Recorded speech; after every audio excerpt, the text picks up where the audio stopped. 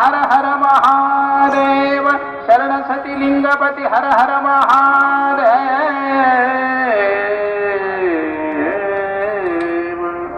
ಶಿವನಮ. ಸಂಘದ ಉಪಾಧ್ಯಕ್ಷರಾದಂಥ ವಿದ್ಯಾ ಪ್ರಭುದೇವರಲ್ಲಿಯೂ ಶರಣೆಂದು, ಶಿವಶರಣಿ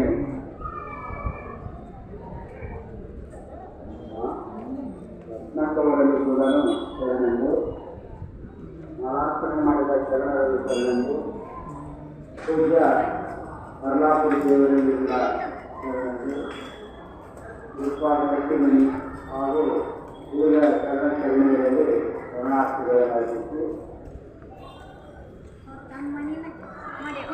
ಇಂದು ಈಶ್ವರರ ಚರಿತ್ರೆಯಲ್ಲಿ ವಿಶೇಷವಾದಂಥ ಪ್ರಾಣಿಗಳಿರುವ ಕುಮಾರ ಗಂಗಯ್ಯನ ಚರಿತ್ರೆಯನ್ನು ಅವನ ಜೀವನ ಗಾಥೆಯನ್ನು ಕುರಿತು ಅವಲೋಕನ ಮಾಡೋಣ. ಶಿವನಾಮದ ಕವಿಗಂಡ ಕುಮಾರ ಗಂಗಯ್ಯ ಯಾವ ರೀತಿ ಕಾರ್ಯವನ್ನು ಮಾಡಿದ, ಯಾವ ರೀತಿ ನನ್ನ ಜೀವನವನ್ನು ನಿತ್ಯ ದಾಸೋಹದಲ್ಲಿ ಅವಲಂಬಿಸಿದ ಅನ್ನೋದನ್ನು ವಿಷಯ ಪುರಾಣಿಕರು ತಮ್ಮ ಗ್ರಂಥದಲ್ಲಿ ಸಂಗಮವಾಗಿ ವಿವರಿಸಿದ್ದಾರೆ. ಸುಮಾರು ಮರುಳಿಕೆ ಎನ್ನುವಂಥ ಮರುಳಿಕೆ ಎನ್ನುವಂಥ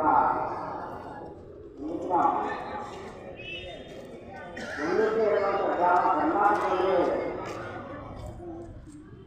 ಮರುಳಿಕೆ ಗ್ರಾಮ ಈಗಿನ ಕಾಲದಲ್ಲಿ ನಮ್ಮ ಮಾಹಿತಿ ಅಂತ ಕರೀತಾರೆ. ಬೀದರ್ಜಿಲ್ಲ ಮಾಹಿತಿ ಕನ್ನಡದ ಮಹಳೆಯನ್ನ ಆ ಗುರುನಾಡಿನಲ್ಲಿ ಕ್ರಾಂತಿಕಾರಿಯಲ್ಲಿ ಉಲ್ಲೇಖ ತದನಂತರ ಉಳಿದು ಬಂದಿರುವಂಥ ಪತ್ರಿಕೆಯವರು ಅವರಂತೆ ಮತ್ತೊಬ್ಬರು ಪತ್ರಿಕಾ ಸ್ವೀಕಾರ ಮಾಡಿದ್ದಾರೆ. ಅವರು ಈ ನಮ್ಮ ಲಿಂಗಾಯತ ಜಾಗತಿಕ ಲಿಂಗಾಯತ ಮಹಾಸಭೆಯ ಅಧ್ಯಕ್ಷರಾಗಿ ಅವರು ಅದನ್ನು ಮುನ್ನಡೆಸಿಕೊಂಡು ನಿಂತಿದ್ದಾರೆ. ಅವರಿಂದಲೂ ಕೂಡ ಮಾಹಿತಿ ಪ್ರಸಿದ್ಧವಾಗಿದೆ. ಅಂಥ ಮಾಹಿತಿಗೆ ಆಗಿನ ಕಾಲದಲ್ಲಿ ಬಂದುಗೆ ಬಲ್ಲುಗೆ ಅಂತ ಕರೀತಾ ಇದೆ. ಅಲ್ಲಿ ಆ ಬಲ್ಲುಗೆ ಗ್ರಾಮದಲ್ಲಿ ಅಂದರೆ ಮಾಹಿತಿ ಊರಲ್ಲಿ ಶಶಿಮೌಳಿ ಎನ್ನುವಂತಹ ಶರಣ ಇದ್ದ. ಈ ಶಶಿಮೌಳಿ ಶರಣ ಏನ್ ಕೆಲಸ ಮಾಡ್ತಿದ್ದ ಅಂದ್ರೆ ಘಟಕಾಯುಧವನ್ನ ಮಾಡ್ತಾ ಇದ್ದ. ಘಟ ಅಂದ್ರೆ ಗಡಿಗೆ. ನಮ್ಮ ದೇಹ ಕೂಡ ನಾವು ಘಟ ಅಂತ ಹೇಳ್ತೇವೆ. ಮಠದಿಂದ ಘಟ ಉದ್ಧಾರ ಆಗೋದಲ್ಲ, ಘಟದಿಂದ ಮಠ ಉದ್ಧಾರ ಆಗೋದು ಒಂದೇ ಗೊತ್ತಾಗ. ಮಠದಿಂದ ಮಠ ಉದ್ಧಾರ ಆಗುತ್ತಲ್ಲ, ಮನುಷ್ಯನ ವ್ಯಕ್ತಿತ್ವದಿಂದ ಮಠ ಉದ್ಧಾರಗೊಳ್ಳುವುದಿಲ್ಲ ಅನ್ನುವಂಥ ಮಾತನ್ನು ಹೇಳ್ತೇವೆ. ಹಾಗೆ ಘಟಕಾಯುಧನಾಗಿರುವಂಥ ಕುಂಬಾರ ಗಡಿಗಳ ತಯಾರಿಸತಕ್ಕಂಥ ಘಟಕಾಯುಧ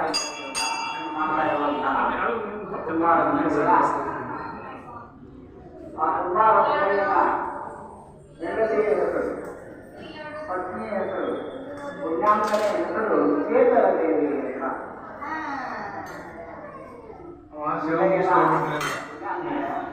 ಮಂದ ಗುಡಿ ಮಾಡ್ತಾನಂತೆ, ಗುಡಿ ಅರಿಯ ಒಂದು ಗುಡಿ ಮಾಡ್ತಾನೆ.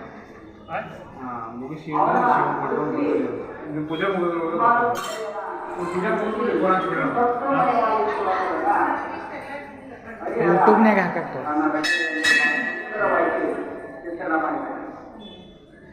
ಆಧಾರವೇ ಆಧಾರ ಮಾತನಾಡಿದೆ. ಅವನ ಕಾಯಕ್ಕೆ ಏನೋ ಮಣ್ಣು ಕಳಿಸಿ ಆಮೇಲೆ ಚಕ್ರ ಅದು ಆಧಾರ. ಅವನ ಜೀವನಕ್ಕೆ ಅದೇ ಆಧಾರವಾಗಿದೆ. ಬೇರೆ ಏನೋ ಉತ್ಪನ್ನ ಇರಲಿಲ್ಲ. ಹೀಗೆ ಷಟ್ಚಕ್ರಮೇ ಚಕ್ರಮದಾಗಿದೆ. ನಮ್ಮ ದೇಹದಲ್ಲಿ ಷಟ್ಚಕ್ರಗಳು ಆಧಾರ ಚಕ್ರ, ಮಣಿಪೂರಕ, ಅನಾಹಕ, ಆಮೇಲೆ ಪುಸ್ತಕಗಳಲ್ಲಿ ಸಹಸ್ರಾರ ಚಕ್ರ. ಹೀಗೆ ಷಟ್ಚಕ್ರಗಳು ಅವನ ಆ ಚಕ್ರಗಳೇ ಅದಕ್ಕೆ ಆಧಾರ. ಕನಸಿನ ಕಾಯನ್ನು ಹೆಚ್ಚಿಗೆಯಾಗಿದೆ. ಈ ಕಾಯ ಇದೆಯಲ್ಲ ಶರೀರ, ಇದು ಕನಸು ಕಂಡ ಹಾಗೆ ಯಾವಾಗ ಹೋಗುತ್ತೋ ಗೊತ್ತಿಲ್ಲ. ಇದು ಕನಸಿನ ಕಾಯ ಅಂತ ಕರೀತಾರೆ. ಅಂದ್ರೆ ಬಹಳಷ್ಟು ಅದ್ಭುತವಾದ ನೀನು ಮಾತಾಡ್ತಿದ್ದಾವ ನಾನು ಕೂಡ ಆಗಲೇ ಅವನು ಹೋದ ಅನ್ನೋದು ಅಸ್ಥಿರವು ಜೀವನ ಮೊದಲಿಗೆ ಅಸ್ಥಿರವು ನನಗೆ ಹೋಗುವುದು ಅಸ್ಥಿರ ಜೀವನ ಬಹಳ ಅಸ್ಥಿರವಾಗಿರುವಂಥದ್ದು. ಅದಕ್ಕೆ ಈ ಕನಸಿನ ಕಾಯ ಅಂತ ಕರೀತಾರೆ. ಈ ಕನಸಿನ ಕಾಯ ಮೃತ್ತಿಕೆಯಾಗಿದೆ. ಈ ಶರೀರವೇ ಮಣ್ಣು, ಮಣ್ಣಿನಿಂದ ಆದಂಥ ಈ ಕಾಯ ಮಣ್ಣಿನಿಂದ ಹೋಗ್ತದೆ. ಪಂಚಭೂತಗಳಿಂದ ಕಾಯ ಇರುವಂತಹ ಈ ಶರೀರ ಪಂಚಭೂತಗಳಲ್ಲಿ ಏನಾಗುತ್ತೆ, ಅದಕ್ಕೆ ವೃತ್ತಿಕೆ ಕಾಯ ಅಂತ ಕರೀತಾರೆ. ಅವನು ಬೆಂಕಿ ಮಾಡಕ್ಕ ಈ ಕಾಯ ವೃತ್ತಿಕೆಯನ್ನು ಪಂಚಭೂತಗಳಿಂದ ಯಾವುದು ಅಂತ ತಿಳಿದಿದ್ದು ಆ ಕಾಯವೇ ಗರಿಬಿ ಮಾಡಬೇಕಾಗುತ್ತೆ. ಅದವಾದ ನಮಹು ಚಲವಾರಂಗವಾಗಿದೆ. ಕಾರಬೇಕು ಕೆಳದಾಗ ಆ ಸಿಗಿ ತಿರುತ್ತದೆ, ತಿರುತ್ತದೆ. ಆಧಾರ ಯಾವುದು ಅಂದರೆ ನೆನಹು. ಸದಾ ಜೀವನ ನೆನಹನ್ನ ಧಾರಣವನ್ನು ಮಾಡಿದ ಇವನು ಧ್ಯಾನ ಮಾಡಿದ್ರೆ ಸಿಗಿರಿ ಇತ್ಯರ್ಥ ತಂದಿದ್ದಾನೆ ತಿರುತ್ತಾನೆ. ನಿಷ್ಠೆಯೇ ತಿರುಗುವ ದಂಡವಾಗಿದೆ. ಆ ತಿರುಗಿದಾಗ ಒಂದು ದಂಡ ಇರ್ತದೆ, ಮಾಡ್ತಾ ಇರ್ತಾರೆ. ತಿರುಗಿಗೆ ದಂಡ ಯಾವುದನ್ನು ಹೇಳ್ತಾರೆ, ನಿಷ್ಠೆ ತಿರುಗುವ ದಂಡವಾಗಿದೆ. ಇವನ ನಿಷ್ಠೆ ಭಕ್ತಿ ಶ್ರದ್ಧೆ ಅದೇ ಆ ದಂಡ ಆಗಿತ್ತು. ಜಗತ್ತೇ ಜ್ಞಾನ. ಯಾವರಲ್ಲಿ ಶ್ರದ್ಧೆ ಇದೆ, ಯಾವರಲ್ಲಿ ನಿಷ್ಠೆ ಇದೆ, ಯಾವರಲ್ಲಿ ನಂಬಿಕೆ ಇದೆ, ಯಾವರಲ್ಲಿ ಭಕ್ತಿ ಇದೆ, ಅವನಿಗೆ ನಂಬು ನಂಬರೆ ಮನೆ ನಂಬಿಕೆಯೂ ಕಾರಣಬೇಕು ಪಾಪ ನಂಬಿ ಬೆಳೆದರೆ ಎಲ್ಲವೂ ಕೂಡ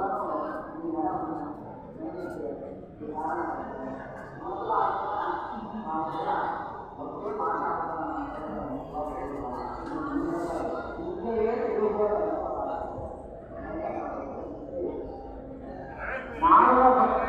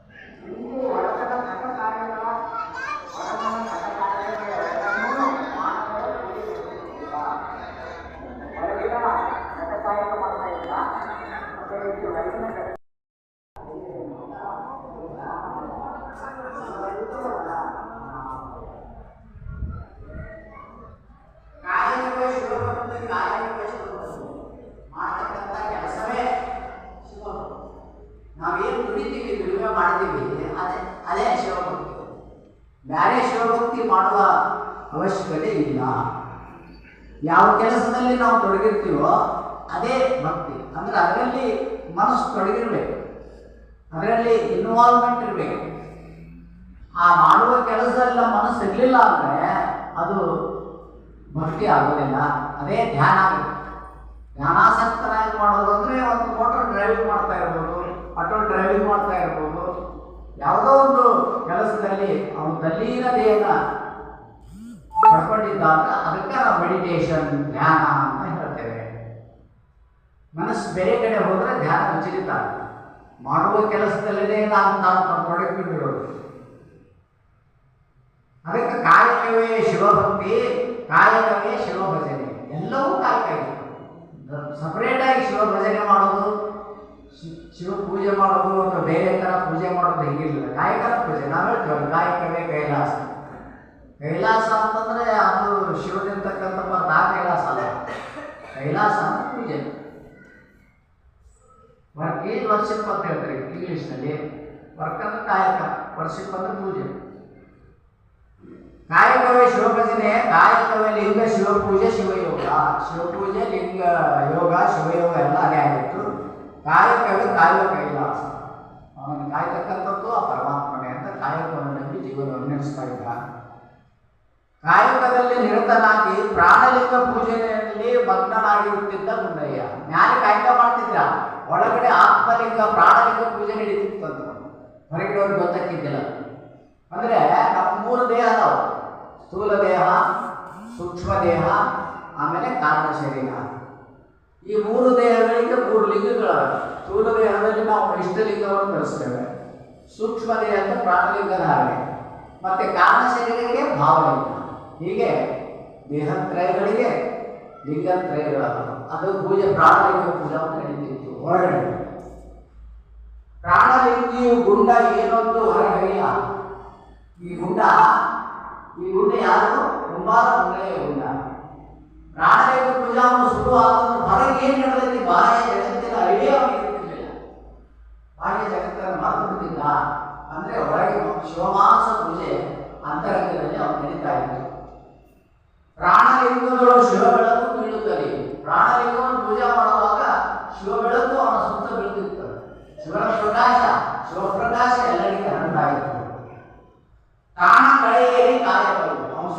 ಇರುವಂಥ ಸ್ಥಳ ಕಾರಣ ಏನಿದೆ ಅಲ್ಲಿ ಕಡೆ ಎದ್ದು ಕಾಣ್ತಿತ್ತು, ಶಿವಕಳೆ, ಶಿವಪ್ರಕಾಶ ಎಲ್ಲ ಕಡೆ ಹರಿತಿತ್ತು. 3 ಲಿಂಗದ ಕಳೆಯ ಬೀರುತ್ತಲೇ ಕಂಡಯ್ಯ ಗುಂಡಯ್ಯ. ಅಂದ್ರೆ ಈ 3 ದೇಹಗಳಿಂದ 3 ಲಿಂಗಗಳನ್ನು ಪೂಜೆ ಮಾಡ್ತಿದ್ದ. ಆ 3 ಲಿಂಗಗಳ ಪ್ರಭಾವಲಯ ಅಂತ ಹೇಳ್ತೀವಿ. ಮಹಾತ್ಮದ ಚಿತ್ರವನ್ನು ತೋರಿಸುತ್ತಾ ಅದರ ಸುತ್ತ ಪ್ರಭಾವಲಯವನ್ನು ಮಾಡಿರ್ತಾರೆ. ಅದೇ ಕಾರಣ ಒಂದು ಪ್ರಭೆ ಶಿವನ ಬೆಳಕು ಸುತ್ತಲ ಬಿದ್ದಿತ್ತು. ಅದು 3 ಲಿಂಗಗಳ ಪ್ರಭೆ. 3 ಲಿಂಗದ ಕಳೆಯ ಬೀರುತ್ತಲೇ ಗುಂಡಯ್ಯ ತೋರಿ ಆ ಕಳೆಯ ತನ್ನಡೆಗೆ ಒಳಗೂಡಿ ಸೂರ್ಯ ಕಾರ್ಯಕ್ರಮ ಕನಕಾಯಿತು. ಅವನು ಇಡೀ ಜನಗಳಿಗೆ, ಇಡೀ ಜಗತ್ತಿಗೆ, ಪ್ರಪಂಚಕ್ಕೆ ಅವನು ಸಾರ ಹೇಳ್ತಿದ್ದ. ಕಾಯಕ ನಮಗೆಲ್ಲವನ್ನೂ ಕೊಡ್ತದೆ. ನಮ್ಮ ಮಾಡುವಂಥ ದುಡಿಮೆಯಲ್ಲೇ ದೇವರಿದ್ದಾನೆ, ನಾವು ಮಾಡುವ ಕಾಯಕದಲ್ಲೇ ಶಿವನಿದ್ದಾನೆ. ಅದರಲ್ಲಿ ನಿರತನಾಗಿ ತಾನು ಕಾಯಕ ಮಾಡಬೇಕು ಅಂತ ಜಗತ್ತಿಗೆ ಅವನು ತೋರಿಸಿಕೊಟ್ಟ. ಅವನ ಜೀವನದ ಪ್ರತಿ ಕ್ಷಣವೂ ಪೂಜೆ. ಅವನ ಜೀವನದ ಪ್ರತಿಯೊಂದು ಕ್ಷಣ, ಪ್ರತಿಯೊಂದು ಮೊಮೆಂಟ್ ಶಿವನ ಧ್ಯಾನದಿಂದ ತುಂಬಿರ್ತಿತ್ತು. ಒಂದು ಕ್ಷಣವೂ ಕೂಡ ಅವನು ಅದನ್ನು ವೇಸ್ಟ್ ಮಾಡ್ತಾ ಇರಲಿಲ್ಲ. ಕ್ಷಣಕ್ಕೂ ಕೂಡ ಪ್ರತ್ಯಹಂ ಪ್ರತ್ಯವೇಕ್ಷೇತ ನರಶ್ಚರಿತ ಮಾನಸ. ಪ್ರತಿ ಕ್ಷಣವೂ ಕೂಡ ನನ್ನೊಳಗೆ ಏನು ನಡೀತದೆ, ನಾ ಏನು ಮಾಡ್ತಾ ಇದ್ದೀನಿ ಅಂತ ನೋಡ್ಕೋಬೇಕಂತ. ಪ್ರತ್ಯಹಂ ಪ್ರತ್ಯವೇಕ್ಷೇತ ನರಶ್ಚರಿತ ಮಾನವ. ಏನು ನನಗೆ ನಡೀತಾ ಇದೆ, ನಾನು ಏನು ಮಾಡ್ತಾ ಇದ್ದೀನಿ ಅಂತ ಪ್ರತಿ ಕ್ಷಣನೂ ಅವನು ನೆನೆಸ್ಕೋಬೇಕಂತ. ಯಾಕಂದ್ರೆ ಒಂದು ಕ್ಷಣ ಹೋಯಿತು ಜೀವನದಲ್ಲಿ ಅಂದರೆ ಅದರ ಸಾವಾಯಿತು, ಹೊರಟು ಹೋಯಿತು. ಹೊತ್ತು ಹೋದರೆ ಹೋಯಿತು, ಮುತ್ತು ಹೊಡೆದರೆ ಹೋಯಿತು. ಒಂದು ಸಲ ಹೋದಂಥ ಈ ಕ್ಷಣ, ಮೂಮೆಂಟು, ಒಂದು ಸೆಕೆಂಡು ಹೊಳ್ಳಿ ಬರೋದಿಲ್ಲ. ಯಾರಿಗೂ ಅದನ್ನು ತಂದು ಕೊಡೋಕ್ಕಾಗಲ್ಲ. ಆಯುಷ್ಯ ಕ್ಷಣಕ್ಕೆ ಅದು ಗತಿಸಿ ಹೋಗ್ತಾ ಇದೆ. ಸಾವು ಸಮೀಪಕ್ಕೆ ಬರ್ತಾ ಒಂದಿಲ್ಲ ಒಂದು ದಿವಸ ಸಾವು ಸುನಿಶ್ಚಿತ. ಅದನ್ನು ನಾವು ತಿಳ್ಕೊಂಡು, ಆ ಸತ್ಯವನ್ನು ತಿಳ್ಕೊಂಡು ನಾವು ಮುಂದುವರಿಬೇಕು ಅನ್ನೋದನ್ನು ಕುಂಬಾರ ಗುಂಡಯ್ಯ ತಿಳ್ಕೊಂಡಿದ್ದ. ಕ್ಷಣವೂ ಅವನ ಜೀವನ ಶಿವಪೂಜೆಯಿಂದ, ಲಿಂಗ ಪೂಜೆಯಿಂದ ತುಂಬಿತ್ತು. ಅವನ ಮನದೊಳು, ಅವನ ಕಣ್ಣೋಳು ಪೂಜಾ ಭಾವವನ್ನು ತುಂಬಿತ್ತು. ಕಣ್ಣಿನೊಳಗ ಅವನ ಭಾವದಲ್ಲಿ ಬರೀ ಶಿವನ ಧ್ಯಾನ, ಶಿವಪೂಜೆ ತುಂಬಿಕೊಂಡಿತ್ತು. ಊಟ ನಿದ್ರೆಗೆ ಮನವಿಲ್ಲ. ಅವನಿಗೆ ಊಟ ಬೇಕು, ನಿದ್ರೆ ಬೇಕು ಅಂತ ಎಲ್ಲೂ ಅಲ್ಲವಲ್ಲ. ನೋಟಂ ನುಡಿಗೆಡೆ ಇಲ್ಲೆಡೆ ಇಲ್ಲ. ಏನಾದರೂ ನೋಡಬೇಕು, ಏನಾದರೂ ಸವಿಬೇಕು ಅನ್ನುವಂಥದ್ದು ಕುಂಬಾರ ಗುಂಡಯ್ಯನಿಗೆ ಇರಲಿಲ್ಲ. ಶಿವಪೂಜೆಯ ಕರಡಿಗೆ ಅಂತಿರ್ಪ. ನಾವು ಶಿವಪೂಜೆ ಮಾಡಿಕೊಳ್ಳುವ ಕರಡಿಗೆಯಿಂದ, ನಮ್ಮ ಸಜ್ಜೆಯಿಂದ ಲಿಂಗವನ್ನು ತೆಗಿತೇವೆ. ಹಸ್ತದಲ್ಲಿ, ವಾಮ ಹಸ್ತದಲ್ಲಿ ಧರಿಸಿ ನಾವು ಶಿವಪೂಜೆ ಮಾಡ್ತೇವಲ್ಲ, ಅವನು ಆ ಕರಡಿಗೆಯೊಳಗ ಲಿಂಗ ಹೇಗಿದೆ, ಶಿವನಿಗೆ ಹೇಗೆ ಅಡಗಿದ್ದಾನೆ, ಹಂಗೆ ಅವನು ಆ ಕರಡಿಯೊಳಗಿಂತಿರ್ಪ ಶಿವನಂತೆ ಗುಂಡಯ್ಯ ಇದ್ದ. ಶಿವಪೂಜೆಯ ಗವಸನಿಕೆಯಲ್ಲಿದ್ದವನು. ಕೆಲವರು ಗವಸನಿಕೆಯನ್ನು ಧರಿಸ್ತಾರೆ, ಕೆಲವರು ಗಂಟೆ ಭುಜಗಳಿಗೆ ಧರಿಸ್ತಾರೆ, ಕೆಲವರು ಕೊರಳಲ್ಲಿ ಧರಿಸ್ತಾರೆ, ಕೆಲವರು ಶಿರದಲ್ಲಿ ಧರಿಸ್ತಾರೆ. ಅದೆಲ್ಲವೂ ಗುಂಡಯ್ಯನಿಗೆ ಶಾಶ್ವತವಾಗಿ ಲಿಂಗ ಸ್ವರೂಪ ನಿರ್ಮಾಣ ಆಗಿದ್ದು ಅವನನ್ನು ಸಾಧಿಸಿದ್ದ ಅನ್ನೋದನ್ನು ಹೇಳ್ತಾರೆ. ಗುಂಡಯ್ಯನು ಶಿವನನ್ನು ಸ್ಮರಿಸಿದಂತೆ ಅಲ್ಲ, ಹೆಂಗೆ ಶಿವನನ್ನು ಸ್ಮರಣೆ ಮಾಡ್ತಿದ್ದ, ಹೆಂಗೆ ಧ್ಯಾನ ಮಾಡ್ತಿದ್ದ. ಶಿವನ ನಾಮ ಒಂದ್ಸಲ ಅಂತಂದ್ರೆ ಒಂದು ಗಡಿಗೆ ತಯಾರಾಗಿ, ಒಂದ್ಸಲ ಓಂ ನಮಃ ಶಿವಾಯ ಅಂತಂದ್ರೆ ಒಂದು ಗಡಿಗೆ ಆಗ ತಯಾರಾಗಿ ಮ್ಯಾಲೆ ಬರ್ತದೆ. ತಮ್ಮಿಂದ ತಾವೇ ತಯಾರಾಗುತ್ತಿದ್ದವು. ಅವ ಬರೀ ಶಿವ ಶಿವ ಶಿವ ಓಂ ನಮಃ ಶಿವಾಯ ಅನ್ನೋದು ಒಂದು ಗಡಿಗೆ ತಯಾರಾಗಿದೆ. ಇದರಿಂದ ಗುಂಡಯ್ಯನ ಭಕ್ತಿ ಇನ್ನಷ್ಟು ಪುಟವೇರಿ ಆ ಮಡಿಕೆಗಳನ್ನೇ ಬಾರಿಸುತ್ತಾ ರಾತ್ರಿಯೆಲ್ಲ ಶಿವಧ್ಯಾನದಲ್ಲಿ ಇರುತ್ತಿದ್ದರು. ಬಾಯಿಗೆ ಕೈ ಮುಚ್ಚಿದ ಕಣ್ಣೊಪ್ಪಿಲೆ, ಯಾವಾಗಲೂ ಮಡಿಕೆಯನ್ನು ಬಾರಿಸ್ತಿದ್ದ, ಕಣ್ಣು ಮುಚ್ಚಿ ಶಿವನ ಧ್ಯಾನ ಮಾಡ್ತಿದ್ದ. ಇಂಥ ಮಾನಸ ಪೂಜಾ ಮಗ್ನಾಗಿರ್ತಕ್ಕಂಥ ಗುಂಡಯ್ಯನ ಜೀವನ ಸಾಗಿತ್ತು. ಬಂದುದ ನರಿಯದೆ, ಹೋದುದ ನರಿಯದೆ, ನಿಂದನ ನರಿಯದೆ, ನೆರೆದನ ನರಿಯದೆ, ಮಾಟವ ನರಿಯದೆ, ನಿದ್ರೆಯ ನರಿಯದೆ, ನೋಟವ ನರಿಯದೆ, ನೆನೆಯುವುದ ನರಿಯದೆ. ಮನೆಗೆ ಹೇಳ್ತಾರ, ನಾನು ಸ್ಮರಣ ಮಾಡ್ತಾ ಇದ್ದೀನಿ, ನಾನು ಧ್ಯಾನ ಮಾಡ್ತಾ ಇದ್ದೀನಿ ಅನ್ನೋದು ಅವ್ರು ಅರಿವಿರ್ತಿದ್ದಿಲ್ಲ. ಅದು ಯಾವುದೋ ವಚನದಲ್ಲಿ ಬಸವಣ್ಣವ್ರು ಹೇಳ್ತಾರಲ್ಲ, ಮಾಡಿದೇನೆಂಬುದು ಮನದಲ್ಲಿ ಉಳಿದರೆ, ಮಾಡಿದೇನೆಂಬುದು ಮನದಲ್ಲಿ. ನಾ ಶಿವ ಪೂಜೆ ಮಾಡಿದೆ, ನಾ ಲಿಂಗ ಪೂಜೆ ಮಾಡಿದೆ, ನಾ ದಾಸೋಹ ಮಾಡಿದೆ, ನಾ ಭಕ್ತಿ ಮಾಡಿದೆ, ನಾ ಅದು ಮಾಡಿದೆ, ಇದು ಮಾಡಿದೆ ಅಂತ ಮನದಲ್ಲಿ ಹೊರದೆ. ಮಂದಿಗೆ ಹೇಳೋದು ಬೇಡ. ಮನುಷ್ಯನ ಒಳ ಹೊಳಿತಂದ್ರೆ ಏಡಿಸಿ ಕಾಡಿಟ್ಟು ಶಿವನ ಗಂಭೀರ. ಬಸವಣ್ಣ ಹೇಳ್ತಾರೆ, ಮಾಡಿದೆ ನೆನೆದಿರಾ ಲಿಂಗಕ್ಕೆ, ಮಾಡಿದೆ ನೆನೆದಿರಾ ಜಂಗಮಕ್ಕೆ, ಮಾಡಿದೆ ನೆಂಬುದು ಮನದಲ್ಲಿ ಹೊಳೆಯದಿದ್ದರೆ ಕೂಡಿಕೊಂಡಿಪ್ಪ ಕೂಡ ಸಂಗಮವಿಲ್ಲ. ಅದು ಹೊಳಿಬಾರ್ದು. ಮಾಡಿದೆ ಅನ್ನೋದು ಅಹಂಕಾರ ಇರ್ತಲ್ಲ, ಅಹಂಕಾರದ ಸುಳಿವು ನಮ್ಮಲ್ಲಿ ಬರಬಾರ್ದು ಅನ್ನೋದನ್ನು ಬಸವಣ್ಣ ಅಷ್ಟು ಚಂದ ಹೇಳ್ಯಾರ. ಏಡಿಸಿ ಕಾಡಿಟ್ಟು ಶಿವನ ಗಂಭೀರ ಅಂತಾರ, ಎಚ್ಚರಿಕೆ ಕೊಡ್ತಾರೆ. ಅದಕ್ಕೆ ಅಹಂಕಾರವನ್ನು ಭಾಳ ದೂರಿಟ್ಟು ನೀನು ಲಿಂಗ ಪೂಜೆಯಲ್ಲಿ ಅಂತ ನಾನು ಲಿಂಗ ಪೂಜೆ ಮಾಡಿದೆ, ನಾನು ದಾಸೋಹ ಮಾಡಿದೆ ಅನ್ನುವಂಥ ಭಾವನೆ ಮನುಷ್ಯನಷ್ಟು ಹೊಳಿಬಾರದು ಅಂತ ಹೇಳ್ತಾನೆ. ಅದು ಯಾವುದೂ ಅವನಲ್ಲಿ ಇರಲಿಲ್ಲ. ನೆನೆವುದ ನರಿಯದೆ ಅನ್ನುವ ಶಬ್ದ ಅವನು ಹೇಳುತ್ತೆ. ಅಂದರೆ ಶಿವನಲ್ಲಿ ಸಮರಸನಾಗಿಬಿಡ್ತಿದ್ದ ಅವನು. ಜೀವಿತಾವಧಿಯಲ್ಲೇ ಲಿಂಗೈಕ್ಯ ಸ್ಥಿತಿಯಲ್ಲ, ಲಿಂಗ ಪೂಜೆಯಲ್ಲಿ ಇರ್ತಾ ಅವನು ಲಿಂಗೈಕ್ಯ ಸ್ಥಿತಿಯನ್ನು ಸಾಧಿಸಿದ್ದ.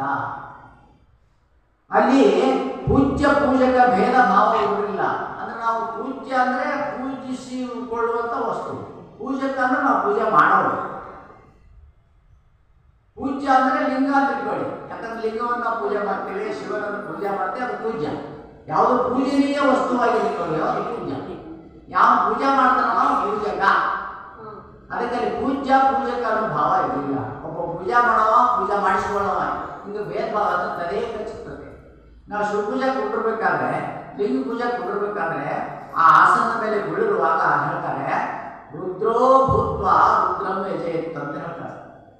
ನೀನೇ ಸ್ವತಃ ರುದ್ರನಾಗಿ ರುದ್ರನನ್ನು ಪೂಜೆ ಮಾಡು, ನೀನೇ ಶಿವನಾಗಿ ಶಿವನಲ್ಲಿ ಬೆಳೆದು ಶಿವ ಪೂಜೆ ಮಾಡು ಅಂತ ಹೇಳ್ತಾರೆ. ನೀ ಬೇರೆ ಯಾವ ಬೇರೆ ತಿಳ್ಕೊಬೇಡ, ನೀನು ಶಿವಾಂಶಿ ಭೂತ ಅನ್ನೋದನ್ನ ಗುಂಡಯ್ಯ ತನ್ನ ಜೀವನದಲ್ಲಿ ಸಾಧಿಸಿದ್ದ. ಪೂಜಕನೇ ಪೂಜ್ಯನಾದ ಪರಮೋನ್ನತಿಯವನು. ಪೂಜ್ಯ ಪೂಜಕ ಇಬ್ಬರೂ ಒಂದಾಗಿದ್ದರು. ಪೂಜ್ಯ ಅಂದ್ರೆ ಶಿವ, ಪೂಜಕ ಅಂದ್ರೆ ಗುಂಡಯ್ಯ ತಿಳ್ಕೊಳ್ಳಿ, ಎರಡೂ ಒಂದಾಗಿ ಅವನ ಜೀವನ ನಡೆಯಿತು. ಅಂತ ಪರಮೋನ್ನತಿ ಸ್ಥಿತಿಯನ್ನು ಅವನು ಸಾಧಿಸಿದ್ದ. ಗುಂಡಯ್ಯನತ್ತ ಗಮನ ಹೊರಳಿದ್ದ ಶಿವನಿಗೆ ಕೈಲಾಸದಲ್ಲಿ ಮನಸ್ಸಿಲ್ಲದಾಯಿತು. ಗುಂಡಯ್ಯ ಇಷ್ಟೊಂದು ದೊಡ್ಡ ಸಾಧಕನಾಗಿ ಶರಣನಾಗಿ ಸಾಧನೆ ಮಾಡ್ತಾನ, ಕೈಲಾಸದಾಗ ಇರಾಕ ಮನಸ್ಸಾಗಲಿಲ್ಲ. ಗುಂಡಯ್ಯನತ್ತ ಹೋಗ್ಬೇಕಂತ ಅನಿಸ್ತ ಬರ್ತಾನಂತ ಅಲ್ಲಿಂದ ಕೆಳಗೆ ಬರ್ತಾನ. ಗುಂಡಯ್ಯನತ್ತ ಗಮನ ಹೊರಳಿದ್ದ ಶಿವನಿಗೆ ಕೈಲಾಸದಲ್ಲಿ ಮನಸ್ಸಿಲ್ಲದಾಗಿ ಸುರರ ಓಲಗ ಸಾಕಾಗಿತ್ತು. ಸುರರ ಓಲಗ ಅಂದ್ರೆ ದೇವತೆಗಳ ಮಧ್ಯದಲ್ಲಿ ಇದ್ದಿದ್ದು ಸಾಕಾಗಿತ್ತಂತ. ಓಲಗ ಅಂದ್ರೆ ಸಭೆ. ಅಲ್ಲಿಂದ ಈ ಕೆಳಗೆ ಬರಬೇಕು, ಗುಂಡಯ್ಯನ ಹತ್ರ ಬರಬೇಕು ಅಂತ ಬರ್ತಾನೆ. ಗೌರಿ ಗುಹಾ ಗಣಪನ ನೆನಪು ಹಾಗೆ ಉಳಿಯಿತು. ತನ್ನ ಜೊತೆ ಗೌರಿ ಇದ್ದಾಳೆ, ಶಿವ ಇದ್ದಾಳೆ, ಪಾರ್ವತಿ ಇದ್ದಾಳೆ, ಗಣಪತಿ ಅದಾನೆ. ಅದು ಯಾವುದು ಅವನಿಗೆ ನೆನಪು ಉಳಿಲಿಲ್ಲ. ಬರೀ ಗುಂಡಯ್ಯನ ಶಿವನ ತಲೆಯಾಗಿ ಬಂದ್ಬಿಟ್ಟು ಕಣಕಣಿಸಿ ಕರಡೆಗಳು ಝಣಝಣಿಸಿ ತಾಳೆಗಳು ದಂಡ ದಂಡ ದಿತ್ತ ಮದ್ದಳೆಯ ಕಿವಿಯೊಳಗೆ ನರಸೂರು ಹಿಡಿಯ ಗುಂಡನಿಗೆ ಅವನಲ್ಲಿ. ಅಷ್ಟೊಂದು ಅವನ ಗುಂಡಯ್ಯನ ಒಂದು ನಾದ ಶಿವನಿಗೆ ಒಳಗಡೆ ಹೃದಯದಲ್ಲಿ ಅದು ರಣನಡಿಸಲಿಕ್ಕೆ ಶುರು ಮಾಡಿತು. ತೂಗಾಡುತ್ತ ಮಡಿಕೆಗಳನ್ನು ಬಾರಿಸಿ, ಅಡ್ಡಂ ತ್ರಿಕಟಂ ಬಲಿಯುತ್ತೆ ಬಾರಿಸಿ, ಕುಡಿಯುತ್ತೆ ಕೂಗುತ್ತೆ ನಲವಿಂ ಬಾರಿಸಿ, ಮಣಿಯುತ್ತೆ ತಣಿಯುತ್ತೆ ಪದದಿ ಬಾರಿಸಿ, ಕುಣಿಯ ತೊಡಗಲು ಕೈಲಾಸದಲ್ಲಿ ಶಿವನ ಹೃದಯವೂ ಕುಣಿಯ ತೊಡಗಿತು. ಇಲ್ಲಿ ಅವ ನೃತ್ಯ ಮಾಡಕ್, ಶಿವನ ಧ್ಯಾನ ಮಾಡ್ಕೊಂತ ಮಡಿಕೆ ಬಾರಿಸ್ಕೊಂತ ನೃತ್ಯ ಮಾಡಕ್ ಕುಣಿಯಕ್ಕೆ ಶುರು ಮಾಡಿದ್ರೆ ಅಲ್ಲಿ ಶಿವನ ಹೃದಯ ನೃತ್ಯ ಮಾಡಬೇಕ. ಶಿವನ ಹೃದಯವೂ ಕುಣಿಯ ತೊಡಗಿತು. ಒಂದು ದಿನ ಶಿವನು ತಾನ ಕೈಲಾಸದಲ್ಲಿ ಕುಳಿತಿರುವನೆಂಬುದನ್ನೂ ಮರೆತು ಬಿಟ್ಟನು. ನಾನು ಕೈಲಾಸದಲ್ಲಿ ಕುತ್ಕೊಂಡಿನಿ, ಎಲ್ಲ ನನ್ನ ಸಹಾಯಕರಾದಂಥ ದೇವತೆಗಳು ನಾನು ತುಂಬಿಕೊಂಡಾರ. ನೋಡಿದರೆ ಏನು ತಿಳ್ಕೊಂಡಾರೋ, ಏನಪ್ಪ ಇವು ಶಿವಪ್ಪಗೆ ಏನಾದ್ರು ಎದ್ದು ಕುಣಿಯಾಕಂತಾನೆ ಅಂತ ಏನೂ ಅವ ತಿಳ್ಕೊಳ್ಳಿಲ್ಲ, ಮರ್ತ ಬಿಟ್ಟ. ಹೇಳಿರುವಂತೆ ಮಹಾನಟನಲ್ಲವೇ ಅವನು. ಶಿವ ಅಂದರೆ ನಟರಾಜ ಅಂತ ಅವ್ರ ಹೆಸರಿದೆ ಶಿವನಿಗೆ. ನಟರಾಜನ ನೃತ್ಯನೂ ನೋಡಿ, ಡ್ಯಾನ್ಸ್ ಮಾಡುವಂಥ ನೃತ್ಯ ಮಾಡುವಂಥ ಒಂದು ಭಂಗಿಯಲ್ಲಿ ಶಿವನ ಚಿತ್ರವನ್ನು ತೋರಿಸ್ತಾರೆ. ಶಿವತಾಂಡವ ಸ್ತೋತ್ರ ಅಂತ ಬರುತ್ತೆ. ಧಗಜ್ಜಲ ಪಟ್ಟ ಪಾವಟೆ ಹಾಡ್ತಾರೆ. ಬಹಳ ಕಠಿಣವಾದಂಥ ಶಿವತಾಂಡವ ಸ್ತೋತ್ರ ಸಂಸ್ಕೃತದಲ್ಲಿದೆ. ನಟರಾಜನನ್ನು ಕುರಿತು ಬರುವಂಥ ಸ್ತೋತ್ರ. ಸಂಗೀತ ವಿದ್ಯಾ ವಿಭವದಲ್ಲಿ ಹೇಳುವಂತೆ ಯುವರಾಜ ನಟ ಸುರಾಣ ಅಲ್ಲವೇ ಅವನು. ಎಲ್ಲ ವಿಭುಧ ಅಂದರೆ ಎಲ್ಲ ದೇವತೆಗಳವೆಲ್ಲ ಅವರೆಲ್ಲರಿಗೂ ಶ್ರೇಷ್ಠನಾದ ನಟ, ಕಲೆಯನ್ನು ಸಾಧಿಸಿದಂಥವನೇ ನಟರಾಜನ. ನಟಗಳಿಗೆ ರಾಜ ಅವನು, ನಟರಾಜ ಅವನೇ ಶಿವ. ಗುಂಡಯ್ಯನ ಲಿಂಗನ ಕೈಲಾಸದ ಅಂಗಣಕ್ಕೇರಿದ ಕುಣಿಯಲಿರಲು ಸಾಧ್ಯವೇ? ಗುಂಡಯ್ಯ ಹರವಶನಾಗಲು ಹರ ಪರವಶನಾಗಿ ಕುಣಿಯತೊಡಗಿದ. ಅತ್ತ ಗುಂಡಯ್ಯ ಹರವಶನಾಗಿ ಅಂದರೆ ಶಿವನ ವಶವಾಗಿ ಕುಣಿಯಕ್ಕೆ ಶುರು ಮಾಡಿದರೆ ಈ ಕಡೆ ಶಿವ ಅವನ ನೃತ್ಯವನ್ನು ಅವನ ಕುಂಡಯ್ಯ ನೋಡ್ಕೊಂತ ಅವ ಪರವಶ ಆಗಿರ್ತಾನೆ. ಇವ ಹರವಶ, ಅವ ಪರವಶ. ಪರಶಿವ ಪರವಶನಾದ, ನೀವು ನೋಡೋದ್ರೊಳಗ ಅವ ಹರವಶನಾದ. ಶಿವಪದ ದಂತುಗೆ ಘಲಘಲ ಕೆಂದನೆ, ನವಕಟ ಧ್ವನಿ ಜನರೆಂದನೆ, ಮತ್ಯದ ದನಿ ಕೈಲಾಸದ ನೃತ್ಯಂ, ಸತ್ಯದ ದನಿ ಶಿವಲೋಕದ ನೃತ್ಯಂ. ಶಿವಲೋಕಗಳು ನೃತ್ಯ ಶುರುವಾಗಿದೆ. ಗುಂಡಯ್ಯ ಇಲ್ಲಿ ಭೂಲೋಕದ ನೃತ್ಯ ಮಾಡಕತ್ತಾನ, ಶಿವಲೋಕದಲ್ಲಿ ಅಲ್ಲಿ ನೃತ್ಯ, ಶಿವಲೋಕದ ನೃತ್ಯ ಶುರುವಾಯಿತು. ಮತ್ಯದ ದನಿ ಸತ್ಯದ ದನಿ ಆದಾಗ, ಈ ಮಧ್ಯದಲ್ಲಿ ಇರುವಂಥ ಈ ದನಿ ಗುಂಡಯ್ಯನ ದನಿ ಅದು ಸತ್ಯದ ದನಿ. ಸತ್ಯದ ದನಿ ಆದಾಗ ಶಿವನೃತ್ಯ ಚಿಮ್ಮುವುದೆಂಬುದನ್ನು ಗುಂಡಯ್ಯ ಸಿದ್ಧಪಡಿಸಿದ. ಅವ ಈ ಗುಂಡಯ್ಯನ ಸಿದ್ಧ ಮಾಡಿದ. ಇಲ್ಲಿ ದನಿ ಸತ್ಯದ ದನಿ ಅಂತಂದ್ರೆ ಅಲ್ಲಿ ಶಿವನು ತಾನೇ ಉದಯ ಆಗ್ತಾನ, ಅವನು ಸಿದ್ಧ ಮಾಡಿ ತೋರಿಸಿದ. ತಾನ ಶಿವ ಸಿದ್ದು ಬರ್ತಾನೆ ಇದ್ದಲ್ಲಿಂದ.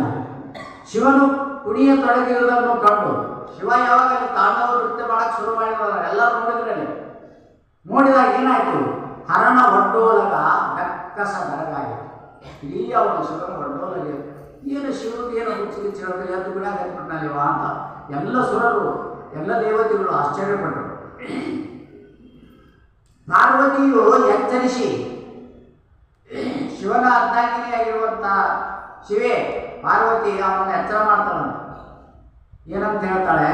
ಇದಾವ ಉನ್ಮಾದ ದೇವ, ಏನು ಉನ್ಮಾದ ನಿಮ್ಗೆ ಶುರು ಆಗಿಬಿಟ್ಟೈತಿ, ಯಾಕೆ ನೃತ್ಯ ಮಾಡ್ತಾ ಇದ್ದೀರಿ, ಯಾಕೆ ಈ ರೀತಿ ಹುಚ್ಚುಚ್ಚಾರ ಮಾಡ್ತಾ ಇದ್ದೀರಿ, ನೃತ್ಯ ಮಾಡ್ತಾ ಇದ್ದೀರಿ ಅಂತ ಎಚ್ಚರ ಮಾಡ್ತಾ ಇದ್ದಾರೆ ಎಂದು ಕೇಳಿದಾಗ, ಆ ರೀತಿ ಪಾರ್ವತಿ ಕೇಳಿದಾಗ ಏನು ಉತ್ತರ ಕೊಡ್ತಾನೆ ಶಿವ ಅಂದರೆ, ಗುಂಡನ ಹೃದಯದೊಳಗೆ ಆಡುತ್ತಿದ್ದೆ, ನಾನು ಇಲ್ಲಿಲ್ಲ, ಈಗ ಗುಂಡನ ಹೃದಯದೊಳಗೆ ಆಡ್ತಾ ಇದ್ದೀನಿ.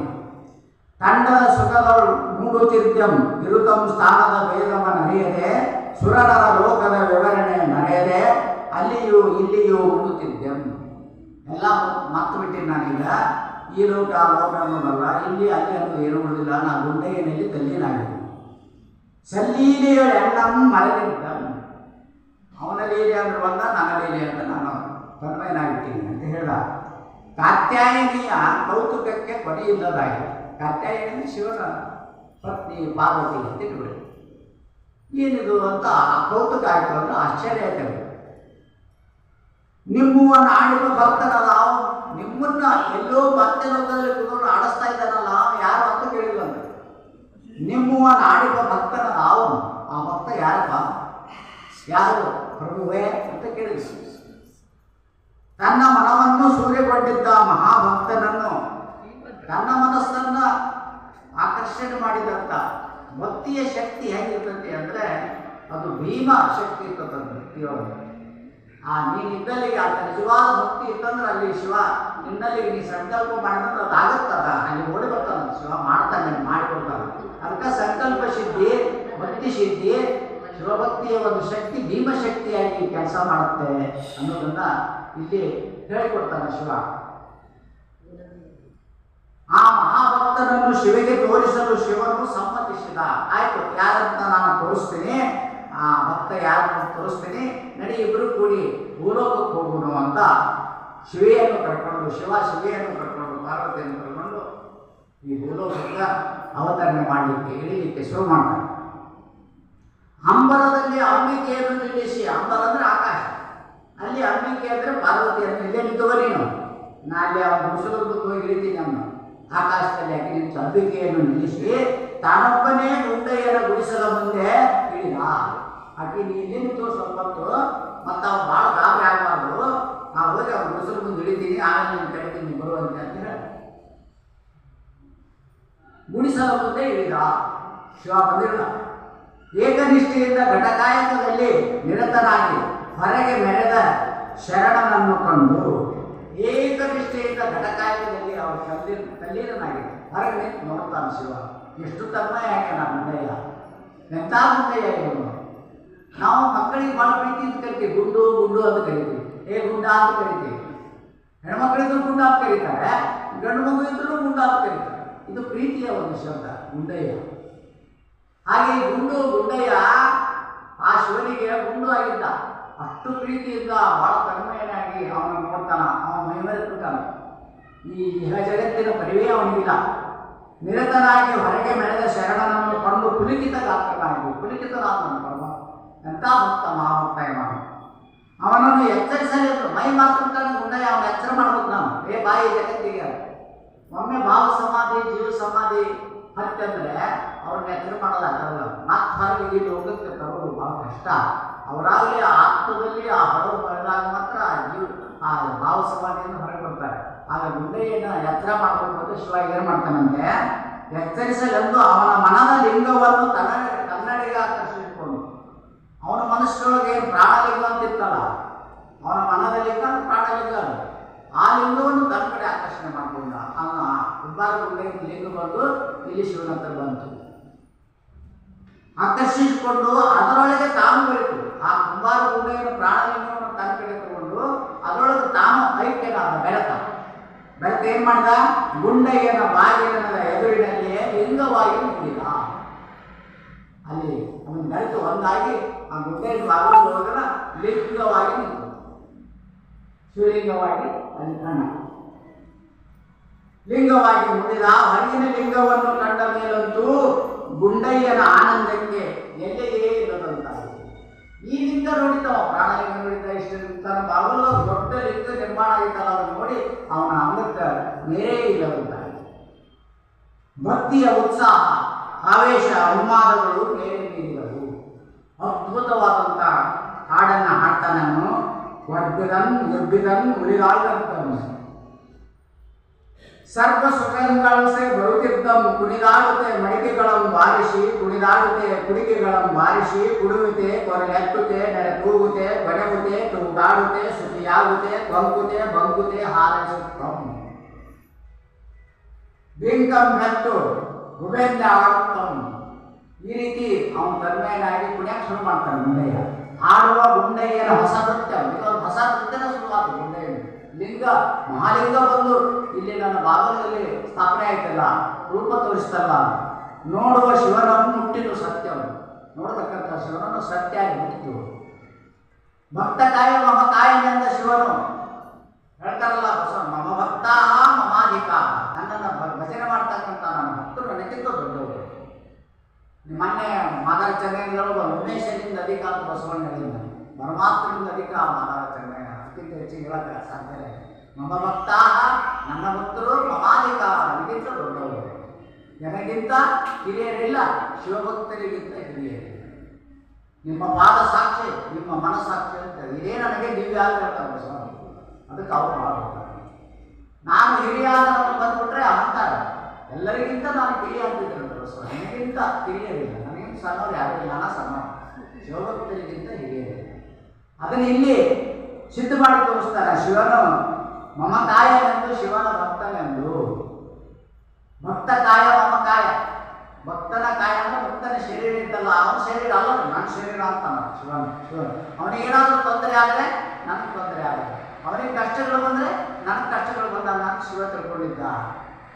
ಅದು ಯಾವುದರಲ್ಲಿ ಯೋಗಕ್ಷೇಮವನ್ನು ಪೂರ್ತಿ ಯೋಗಕ್ಷೇಮವನ್ನು ಶಿವ ಮಾಡ್ತಾನೆ. ಭಕ್ತಿಯಿಂದ ಶಿವನನ್ನು ಸ್ಮರಿಸಿದ್ರೆ ಎಲ್ಲ ಕಷ್ಟಗಳನ್ನು ಅವನೇ ದೂರ ಮಾಡ್ತಾನ.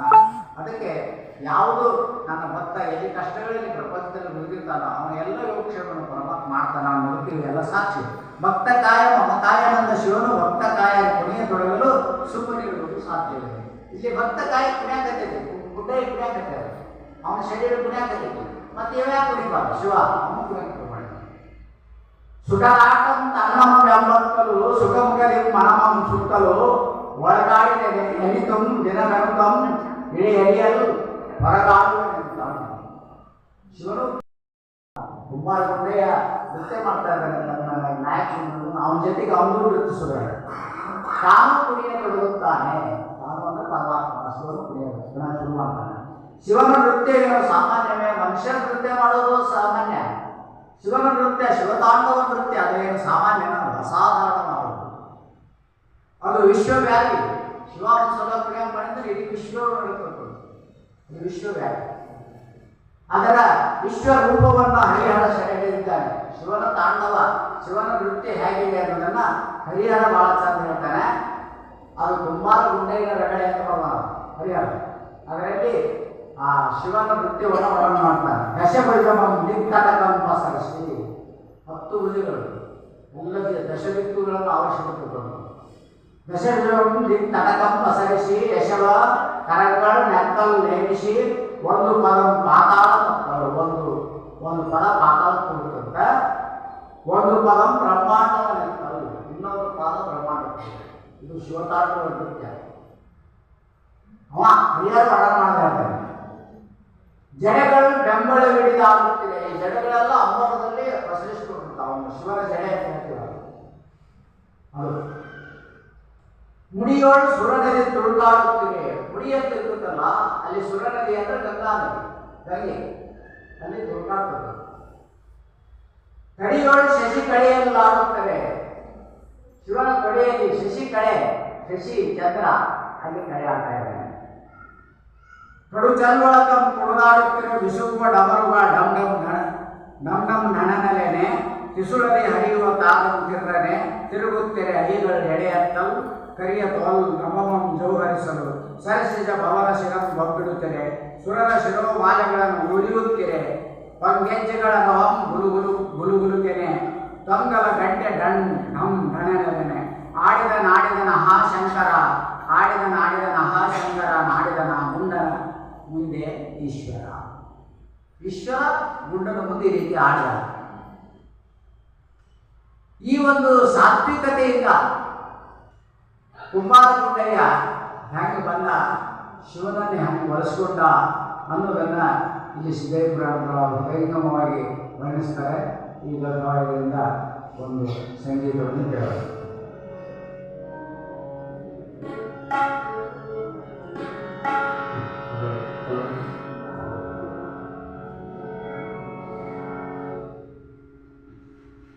ಮರಣ ಬಂದರೇನು ಸಿಕ್ತಿಲ್ಲ, ತಿಳಿದ ಮಹಾತ್ಮರಿಗೆ ಬಿಟ್ಟಿಲ್ಲ, ಮಾನವ ಇವರಿಗೆ ದಕ್ಕಿಲ್ಲ, ಮಹಾದೇವನ ಹಿಡಿದವರ ಯಾರು ಕೆಟ್ಟಿಲ್ಲ. ಇದು ಕಳ್ಕೊಂಡು ರೀತಿ ಹಾಡ್ಕೊಳಿಸ್ತಾರೆ. ಮರಣ ಬಂದರೇನು ಸಿಕ್ತಿಲ್ಲ,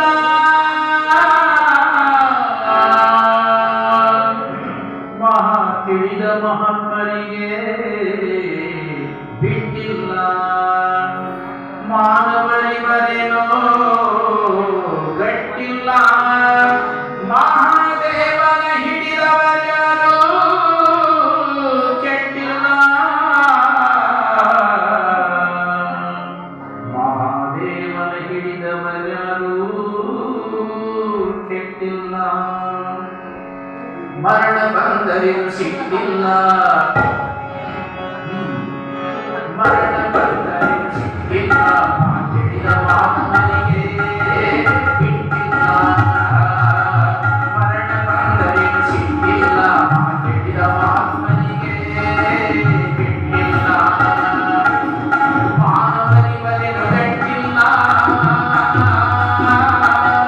ಮಾನವರಿವರೇನು ಗಟ್ಟಿಲ್ಲ, ಮಹಾದೇವನ ಹಿಡಿದವರ್ಯಾರು ಕೆಟ್ಟಿಲ್ಲ,